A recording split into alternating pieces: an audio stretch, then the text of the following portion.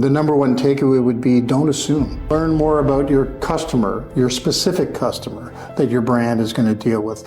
Learn more about the market segment you're going to be in or the industry you're trying to penetrate. So coming into a new market, getting support and guidance from people in the marketplace, I think is really, really important.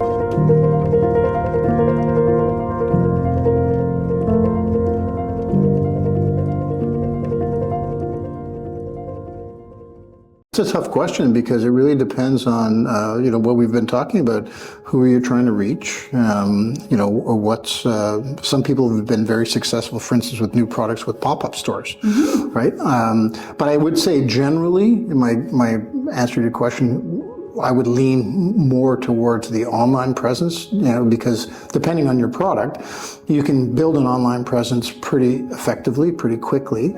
And your investment is different than if you're actually building a physical environment, which you could be 100% correct on, and you just happen to be on the wrong corner, and so you don't have that same challenge. You have different challenges online, but I think, if I had to pick one, I would probably lean towards the online environment with creating e-commerce and then stepping from e-commerce success into, which many brands are doing nowadays. They're stepping into a physical location as a result of the success they've got online and what they learn from their consumers that maybe says, how should that store look? But a physical environment, sometimes just, you study the flow of the consumer. Gee, I thought they were going to come in the door and they were going to go right. Well, guess what? A whole bunch of them are going left. I didn't design my store that way.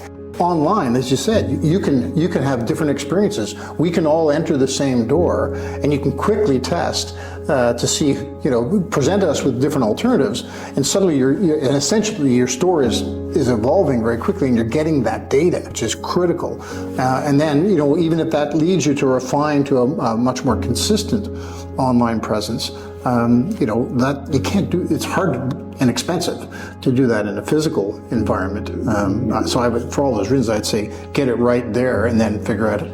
Because you might actually build a physical presence that was really most appealing to a sub-target market of your overall market that you're dealing with, right? So, that may make a difference in where you and how you invest if you actually ever went into a retail presence. And the most successful e-commerce business, they always build a driving force and mechanism to be able to provide lots of new things for the customers every day because it's online. It's, if you don't continuously provide new contents, fresh contents, fresh designs and products to your clients, and it's invisible, right? It's not like in the everyday store that you can see it when you walk on the street. It doesn't remind people of that logo. So you always have to, every time when they come to your website or when you send an e-newsletter, it has to be very often. It has to be, always fresh. I think you really hit an interesting point. I mean, you can, done properly in the online environment, you can be really nimble. I worked with one company that was one of the top e-commerce companies in Canada, and 100% of what they were doing for their particular type of products was influencer-based, right? And so they would co-create unique products very quickly with a key influencer. Hard to do that in a physical environment, and then, we're going to build an end-of-aisle display for this with, a cutout of, this person. It doesn't fit the same way. And so they could have lots of quick nuances and quick iterations in their store and create a product, something, and if it doesn't actually move the way they thought it would be, maybe they don't have a warehouse full of the product because they're probably building a lot of that product to design, customizing it if that's the structure that they have. So I think being nimble, especially if you're starting. So Scott, and then in terms of the social media and the media, how should they cope with it? Well, I think the reality is that you in traditional marketing of a brand years ago, you felt like you could control it. You created your brand, you went out, you put it there, you controlled the media you bought, and you controlled the message. That's the worst thing you could do today, right? I mean, look at United Airlines we just talked about. So I think the thing about social media is it's organic. And so you need to determine what your fundamentals are. Still in marketing, like what's your brand persona? What's the positioning of your brand? Are you consistent in that? Right. And so if you're consistent and how are you going to be authentic? You used that word earlier. We keep researching and learning our consumers' values. Like in North America, I think they're very big on ethical sourcing, ethical operations, sustainability, transparency. So when we're conducting ourselves, we really have to check these boxes. I think another thing is we have to collaborate with local experts and influencers. You were talking about, social media. You have to get into working with the people who know the markets best.